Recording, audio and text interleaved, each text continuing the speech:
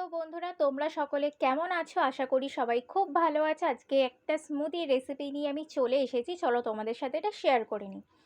তো আমি নিয়েছি এখানে ৩ চামচ মতন ছাতু, একটা ওয়ালনাট, ৫-৬টা ক্যাশিউ নাটস, ৪টে আলমন্ডস আর ৭-৮টার মতন কিশমিশ। তো এবার আমরা এইদিকে নিয়ে নিয়েছি একটা গোটা কলা, দুটো খেজুর আর কিছুটা প্রোটিন পাউডার। আর এখানে একটা আমুল তাজা দুধ নিয়েছি। তোমরা এই জায়গাতে অন্য কিছু ইউজ করতে পারো। তো এরপর এক এক করে আমি ড্রাই ফ্রুটসগুলোকে একটু কেটে নিয়েছি যাতে খুব ভালোভাবে ব্লেন্ড হয়। তো এরপর এক এক করে ফার্স্ট আমি ছাতুটা দিয়ে দিলাম। এরপর এক এক করে সমস্ত কিছু নাটসগুলো আমরা ইউজ করব।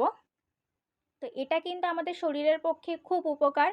তো তোমরা সকলেই জানো এটা খেতেও খুব সুন্দর হয়।